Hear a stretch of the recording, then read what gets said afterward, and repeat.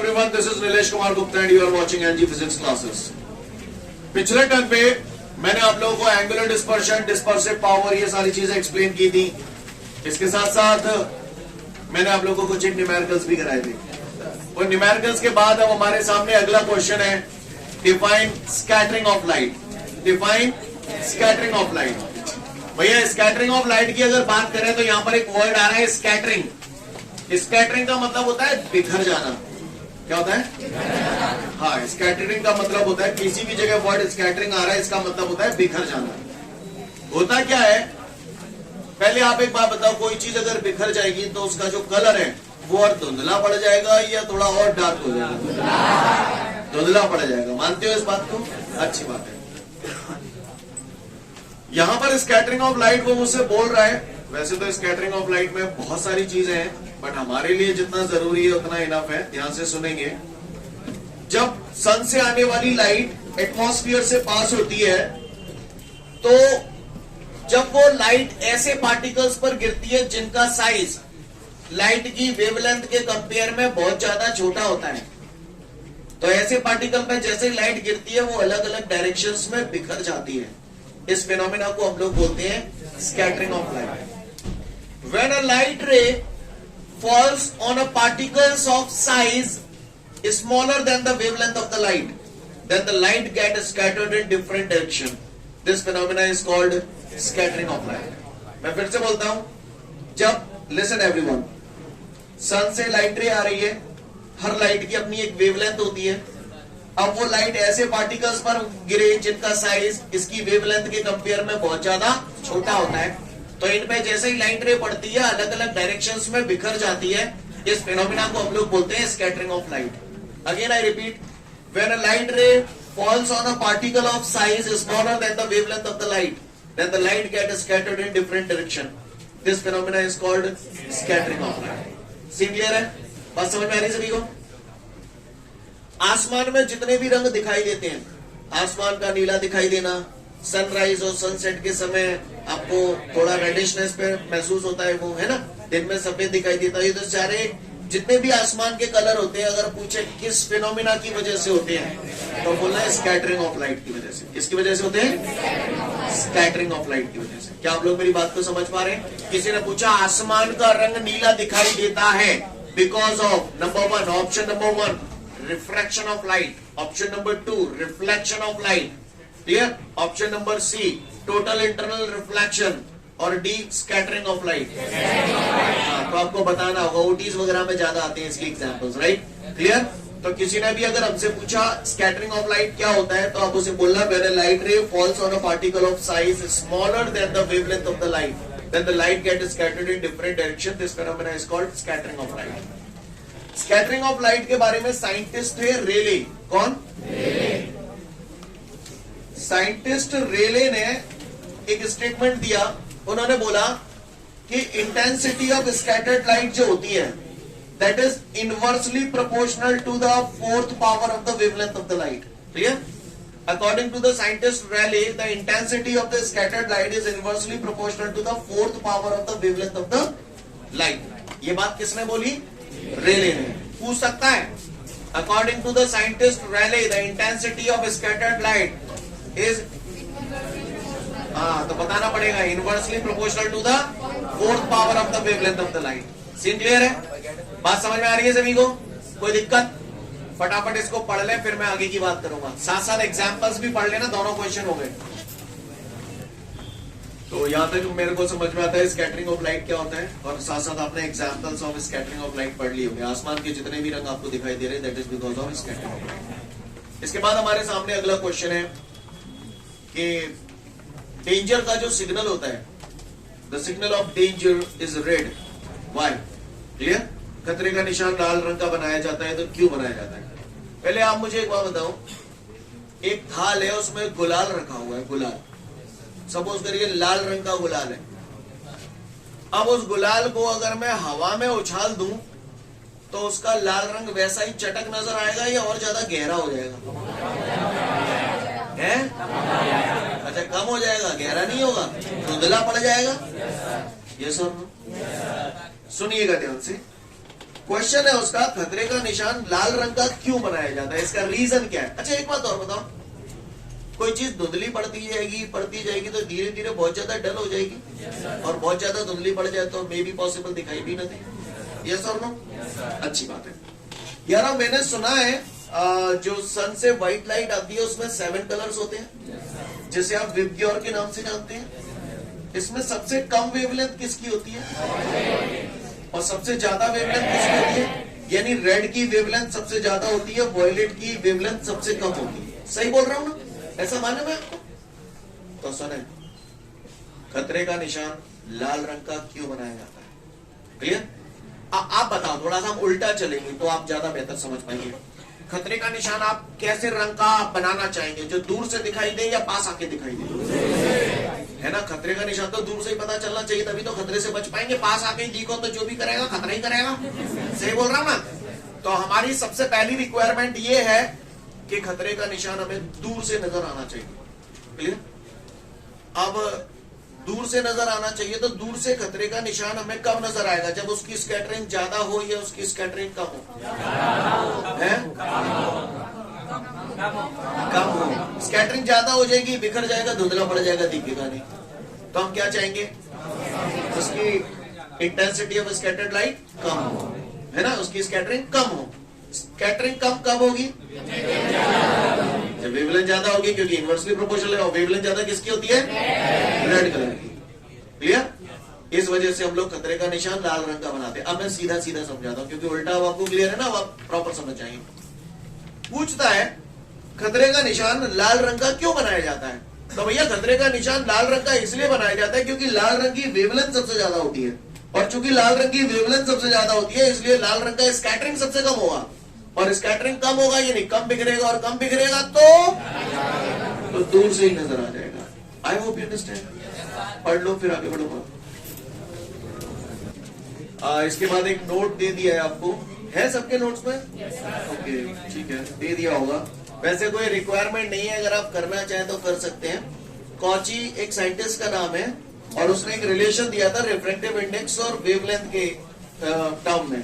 तो वो रिलेशन है mu is equal to A plus B upon lambda square plus C upon lambda की power 4। क्लियर? ये कॉचीज रिलेशन है। अगर बाई चांस कहते हैं ना अंट शंट ओटी अगर दे दिए तो आ सकता है। कॉची रिलेशन उसने पूछ लिया तो आपको बताना पड़ेगा। समझ में आ रही मेरी बात? वैसे इतना पूछेगा नहीं आपको, पर क्लियर, आपकी नॉलेज के लिए बता दिया। ये कॉची रिलेशन है। क्लियर? कॉची साइंटिस्ट का नाम है यहाँ पर। ये रिलेशन भी हमसे यही कहता है कि रिफ्रैक्टिव इंडेक्स और वेवलेंथ एक दूसरे के इनवर्सली प्रोपोर्शनल है। क्लियर है? पढ़ा था ना, बड़ा सा नोट याद है चैप्टर के स्टार्टिंग में, व्यू प्रोपोर्शनल वही लिखा है। आगे बढ़ो, आगे बढ़ो।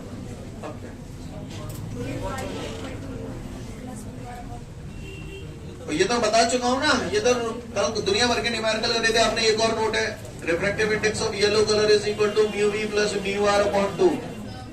बोलो भैया, क्लियर? और भी कुछ लिखे हैं क्या?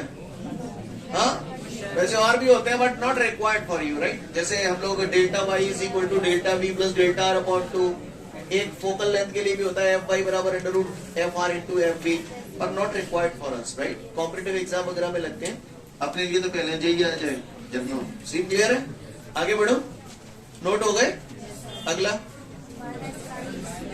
हाँ, अभी मैंने एग्जाम्पल्स ऑफ स्कैटरिंग बताए थे आपको, और इसमें स्पेशली 2 हैं जो आपको अच्छे से रखने हैं, बाकायदा आपके सिलेबस में दिए हैं। आसमान नीला क्यों दिखाई देता है, और सनराइज और सनसेट के समय वो लाल क्यों दिखाई देता है, हल्की सी रेडिशनेस होती है तो क्यों होती है। ये दोनों ही क्वेश्चन स्पेशली दिए हैं उसमें, तो इनको अच्छे से प्रिपेयर करके आना, 1-2 नंबर में आ सकते हैं आपके पास, ठीक है ना? तो सबसे पहला हम लोग कर रहे हैं, आसमान नीला क्यों दिखाई देता है? क्या आसमान नीला क्यों दिखाई देता है? तो गौर से देखिएगा, आसमान नीला क्यों दिखाई देता है हम लोग समझने की कोशिश करते हैं। करें कोशिश, चलिए देखते हैं।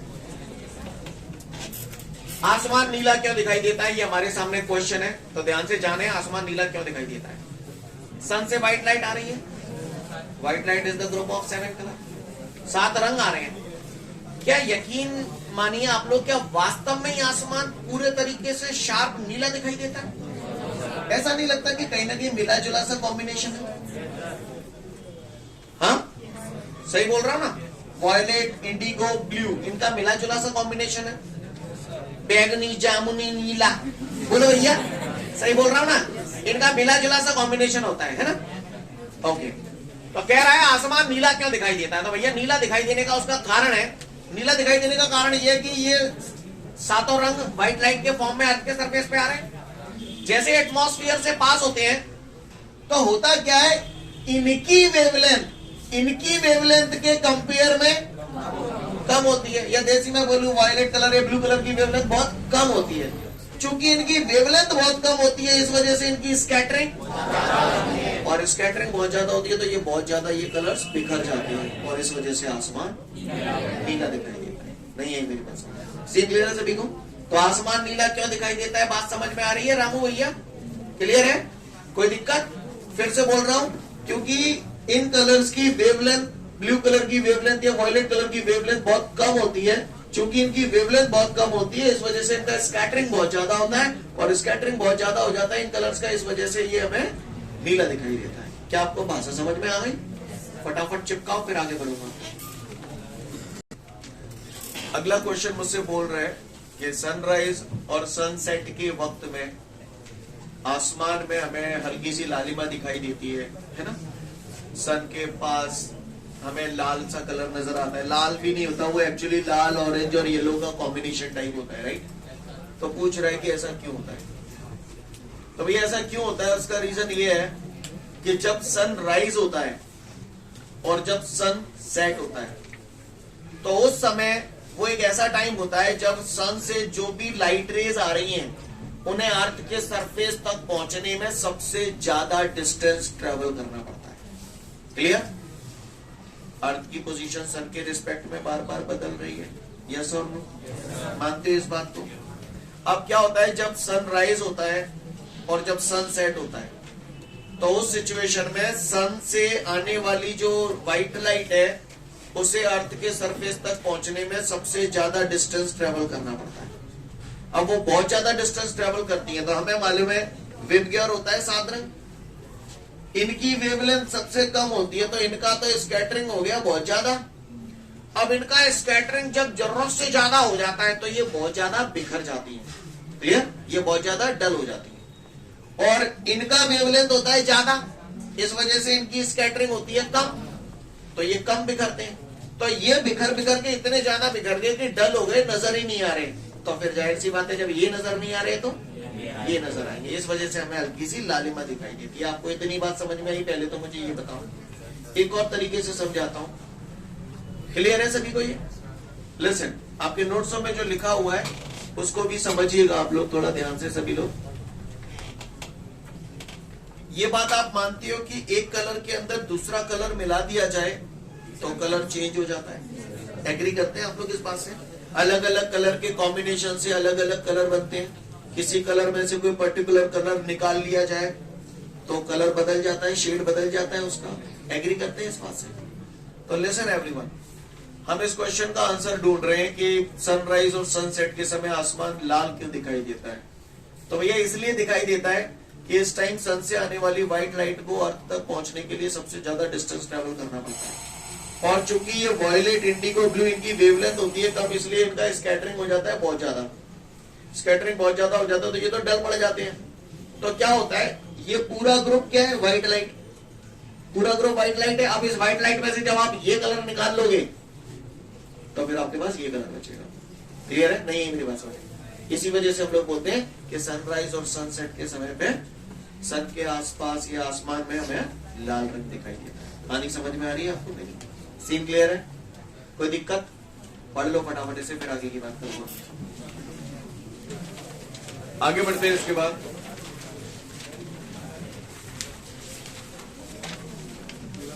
कई बार वो पूछ लेता है, सिंपल ओटी वगैरह टाइप में आता है कि अगर एटमॉस्फेयर नहीं होता तो आसमान कैसा दिखाई देता, या स्पेस से या मून से अगर हम अर्थ की तरफ देखें तो हमें कैसा नजर आएगा? तो वो हमें काला नजर आता है। काला क्यों नजर आता है पूछता है कई बार वो। क्लियर? वैसे तो इतना ही पूछेगा कैसा नजर आएगा तो बोल देना काला। क्लियर? समझ गए?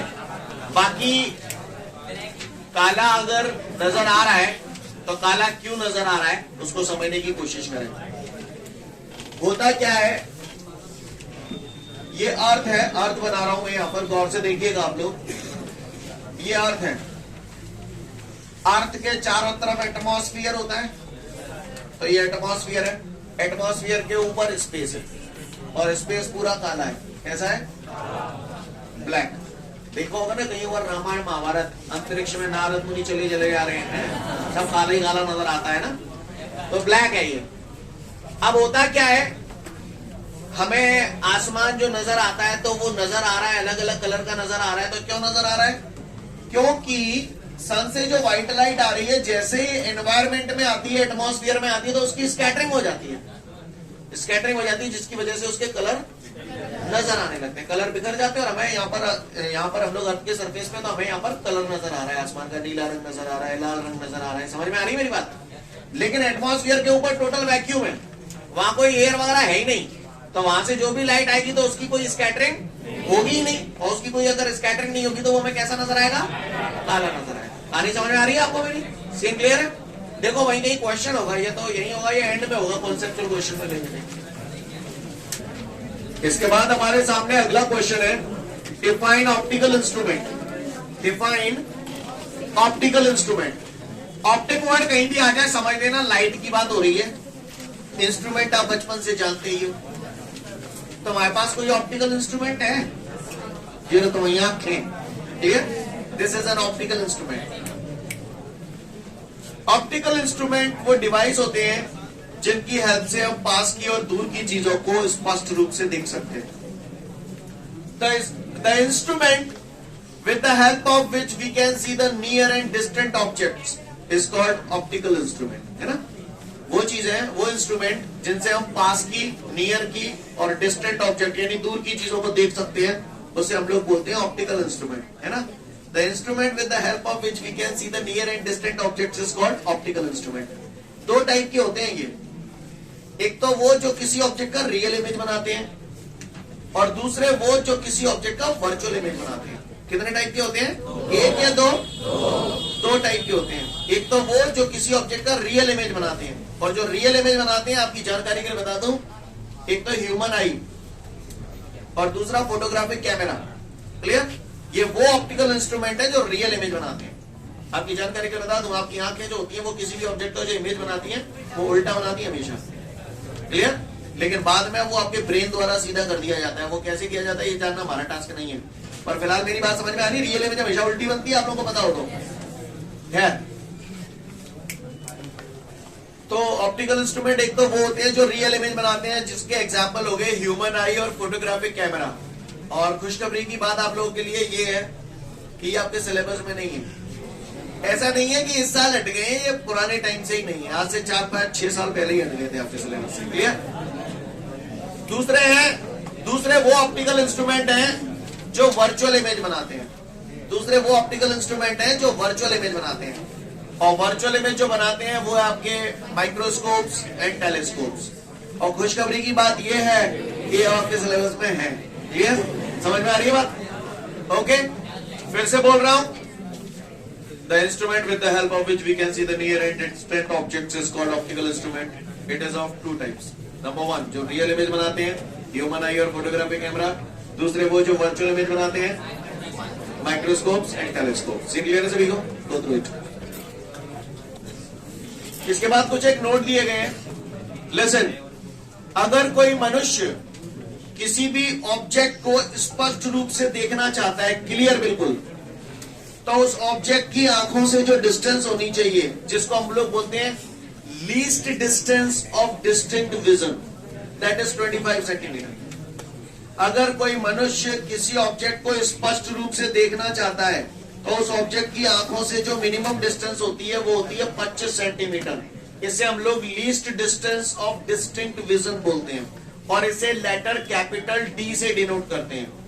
ऑप्टिकल इंस्ट्रूमेंट में जितना भी आपको पढ़ाऊंगा, जहां पर भी कैपिटल डी लिखा हुआ है, इसका मतलब वो 25 सेंटीमीटर है, कांस्टेंट टर्म है। कैपिटल डी की वैल्यू 25 सेंटीमीटर होती है। इसे बोलते हैं least distance of distinct vision. Clear? कोई पूछे what is the least distance of distinct vision, OT में बहुत आता है, तो 25 सेंटीमीटर। क्लियर?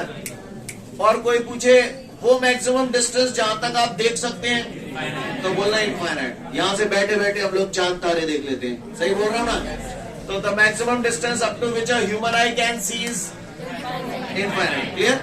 वो मैक्सिमम डिस्टेंस जहां तक हम लोग देख सकते हैं वो इनफाइनाइट है, और वो मिनिमम डिस्टेंस जहां तक हम क्लियर देख सकते हैं दैट इज 25 सेंटीमीटर। कई लोग जो कहेंगे हमें तो 10 सेंटीमीटर पे क्लियर दिख रहा है। बात तो गलत नहीं है, बात तो सही है। फिर least distance of distinct vision 25 centimetre क्यों है? तो उसका कारण ये है, आपने कई बार जब तुम नैने थे तो आप बचपन में दोस्तों के साथ एक खेल खेला करते थे। में आप कहा करते, आप एक दूसरे दोस्त को पास में बिठा लेते और बातें कहते आ जाते, दिमाग में करंट पैदा करूं। और वाली चांद में तुम यूं करते थे, तो यूं कहते कि जब पहने तू घुर के देख, तो दिमाग में हलचल सी हुई थी, मुड़ में दर्द तो ऐसे कहते कि नहीं कहते? तो यही होता है। लिसन एवरीवन, जब सुई में धागा डाला आंखें मिचमिची सी आ जाते। क्लियर? बोलो, कई बार चीजों को क्लियर दे, ऐसा होता है कि नहीं होता है ना? इसको बोलते हैं power of accommodation of human आई। पर अपने को जरूरत नहीं है, पर समझने की कोशिश करिएगा। जब आप सुई में धागा डाल रहे हो, आपको अपनी आंखों पे स्ट्रेस देना पड़ रहा है। जब आंखें फैला के देख रहे हो, स्ट्रेस देना पड़ रहा है। नहीं, मेरी बात समझ, 10 सेंटीमीटर का ऑब्जेक्ट आपको दिखाई देगा, सही बात है, लेकिन ऐसा करने के लिए आपको अपनी आंखों पे जोर देना पड़ेगा। मैं बात कर रहा हूं बगैर जोर दिए हुए least distance of distinct vision कितना होता है, तो दैट इज 25 सेंटीमीटर। कहानी समझ में आई? क्लियर? तो अगर किसी पट्टे ने हमसे पूछ मारा कि least distance of distinct vision कितना होता है, तो क्या बोलोगे? हाँ, 25 सेंटीमीटर। कैसे लेटर से डिनोट करते हैं? ठीक है। मेरी एक बात और, जब ऑब्जेक्ट फोकस पे रखा होता है तो इमेज कहां बनती है? इनफाइनाइट। जब ऑब्जेक्ट फोकस पे रखा होता है तो इमेज कहां बनती है? मालूम है आप लोगों को? जब आप रिलैक्स स्टेट में होते हो, तो आपके मुंह से एक ही शब्द निकल के आता है, उफ। सही बोल रहा हूं? जब आप रिलैक्स स्टेट में, आप पूछूंगा आज के बाद अगले 2 से 3 दिन तक मैं रोज पूछूंगा इन रिलैक्स स्टेट, तो आप बोलना उफ। क्या बोलेंगे? उफ। उफ बोले तो यू बराबर है। अब ये है क्या? जब रिलैक्स स्टेट होती है तो इमेज इंफिनिटी पे बनता है। कहां बनता है? और इमेज इंफिनिटी पे कब बनता है? जब ऑब्जेक्ट फोकस पे रखा हो। अगर आपको याद हो, मैंने 6 कंडीशन बताई थी, उनमें से एक कंडीशन थी, अगर आपको याद हो तो ये ऑप्टिकल सेंटर है, ये फर्स्ट फोकस है, ऑब्जेक्ट रखते थे। पहली रे पैरेलल फोकस से जाती थी और दूसरी ऑप्टिकल सेंटर से जाती थी, दोनों एक दूसरे के पैरेलल होंगे, तो कहां मिलेंगे? इनफाइनाइट है ना? अब गौर से देखिएगा, ऑब्जेक्ट का ऑप्टिकल सेंटर से डिस्टेंस क्या होता है? आगे औकात में कमीनो ज्यादा देना ना है, you. Distance of object from the optical centre. बोलो भैया, ऑप्टिकल सेंटर से फोकस तक का डिस्टेंस फोकल लेंथ। बोलो भैया मेरी बात। तो ऐसा ना लग रहा यू बराबर है? नहीं, बस है यू बराबर एफ है, तभी तो इमेज इंफिनिटी पे बन रही है। मैं पूछूंगा रिलैक्स स्टेट क्या होती है? हाँ, इतने बोल दिया, मन खुश है यार, भगवान कसम है। और अगर मैंने गलती तेरे जी पूछ ली, इमेज का बनता है इनफाइनाइट में। क्लियर? पर वो तो तुमने ऑफ बता दी ना, जे मान लो बस। क्लियर? सीन क्लियर है सभी को? 4 आने की उम्मीद नहीं है मुझे, लेकिन अगर मैंने least distance of distinct vision पूछ लिया तो 25 सेंटीमीटर। क्लियर? फारथेस्ट डिस्टेंस जहां तक ह्यूमन आई देख सकती है, इनफाइनाइट। इन रिलैक्स स्टेट इमेज कहां बनेगा? यही सब नोट में लिखो, वो पढ़ लो। तो आज के लिए पर्याप्त है, कल फिर मिलते हैं। Thank you everyone, have a great day to all of you guys. जय हिंद।